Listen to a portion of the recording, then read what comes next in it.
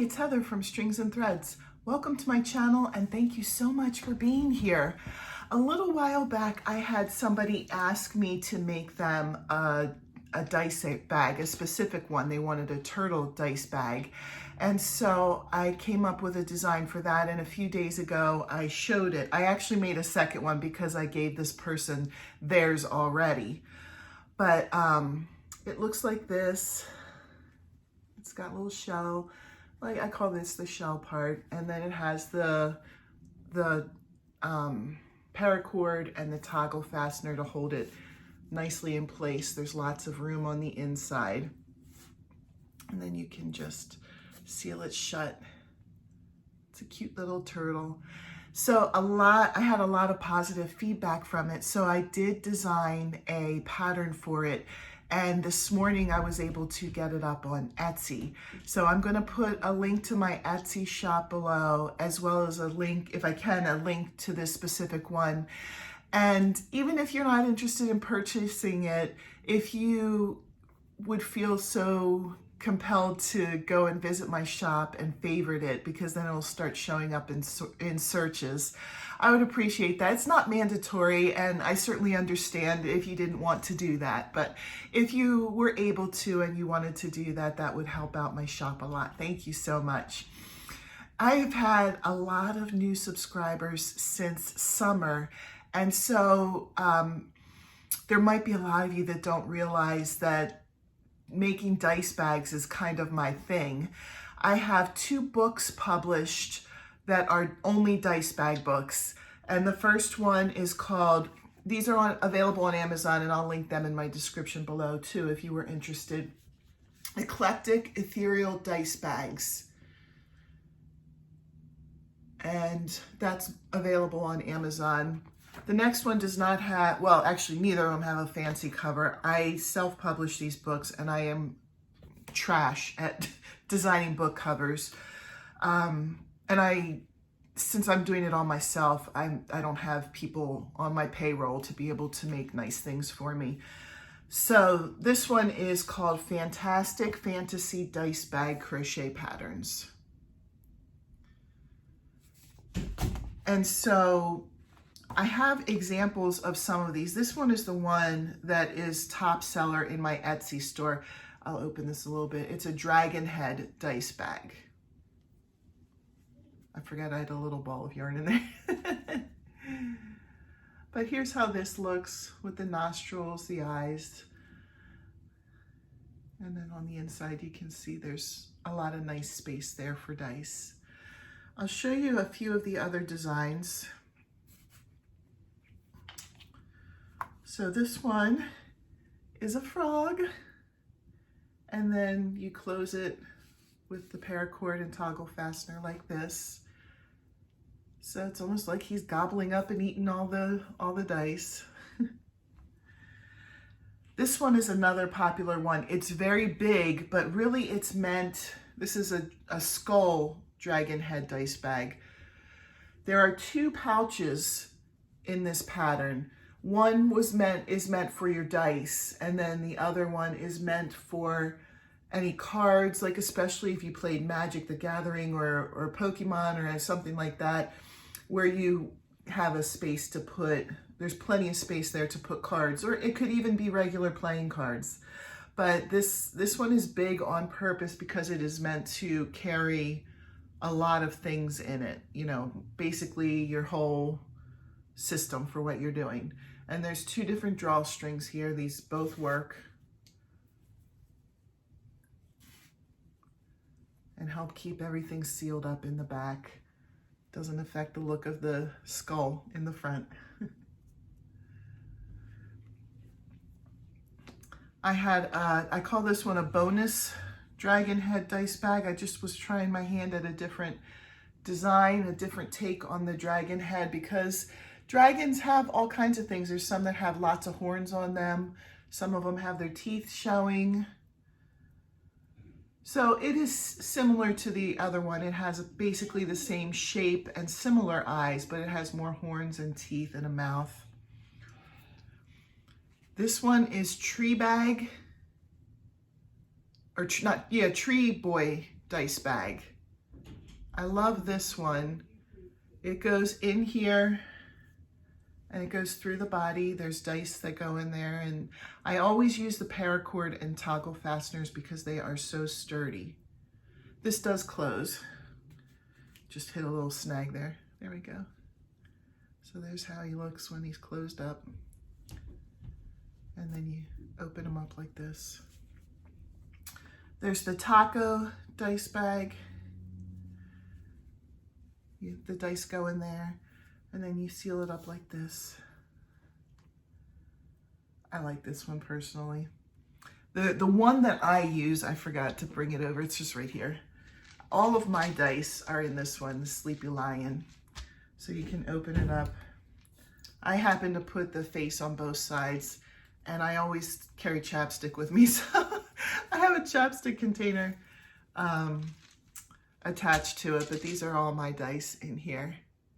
And then I have a special set of dice that I put in this pouch. These are my fancy dice. They're sparkly. They're, let me see if I can, you can't really tell the sparkle from here, but these are my fancy sets. So I stick those in there too. So I have them all together. So that's my bag, but I do have a pattern available for it too, if you like it. The French fry dice bag.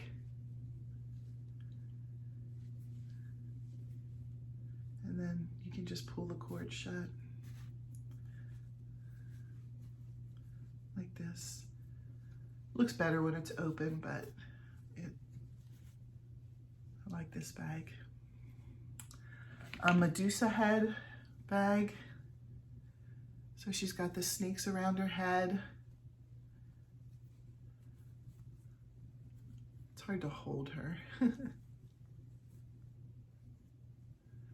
she is. And then you can pull her closed.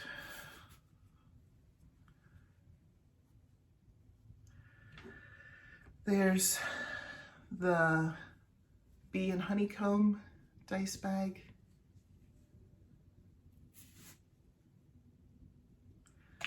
The Eye of Sauron from the Lord of the Rings. This is a stuffed stand, so the dice do not go in this part, but the dice bag is on top there. And then this is supposed to be the Eye of Sauron on his building. This one I thought of because I know a lot of people who I work with and my autistic son, they have a lot of sensory needs. So this is a cat on top of a ball of yarn. When it's closed, it looks more like a ball of yarn.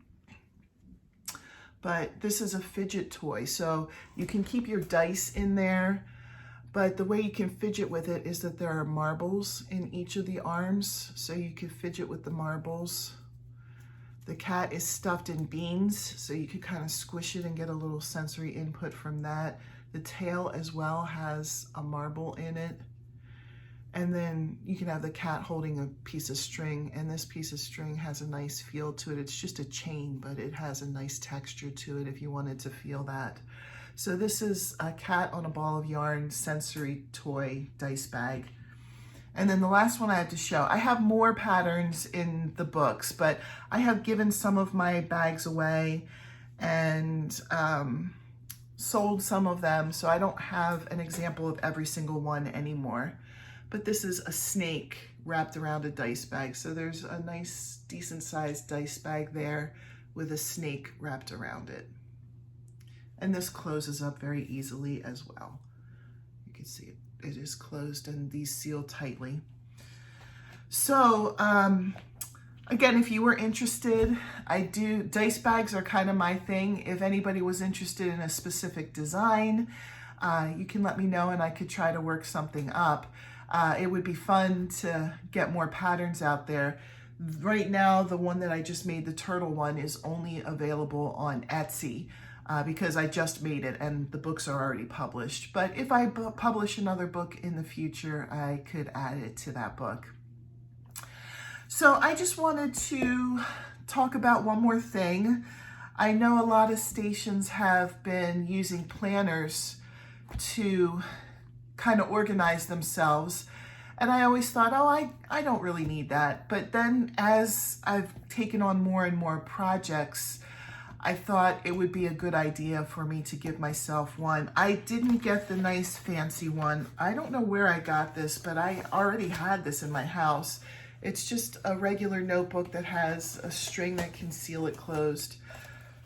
But I just wrote in it, there's a little plastic piece where I could put papers in there. I put my list of people who are in that I currently know of that are in Things We're Making Thursday here, and I have room that I can add more if anybody else would like to join us. But I have a checklist here for this week, and I'll read to you what I have on it. It's a lot, but it is good to have this here on my desk to look at, to remind myself, you know, so I don't forget anything.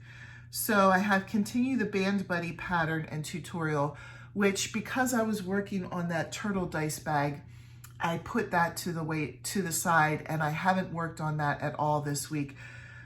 Fingers crossed I can sneak in a little bit time this weekend to do it, but I have today and Monday off from work.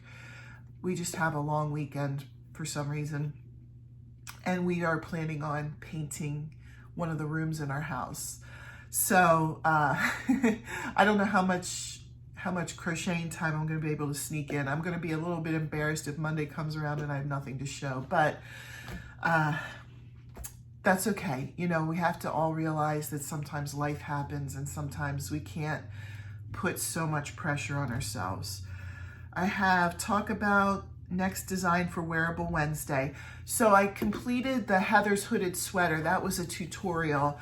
My plan for that really wasn't to do tutorials, but I had made up that pattern and a lot of people liked it, so I decided to put that into a tutorial. Wednesday, I'm going to show a pattern that I'm going to try. It's a free pattern from Yarnspirations. I thought the sweater was really pretty.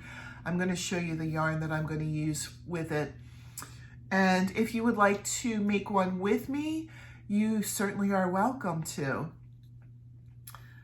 So I don't have a lot to do with that since I already picked out the pattern. So this week I'm just going to talk about it, and then the following week I'll start making it. Make the next dishcloth for Scrubby Sunday. That's a quick thing to do, so I'm hoping fingers crossed, that'll be done. Finish It's a Hoot Owl basket and announce the new pattern.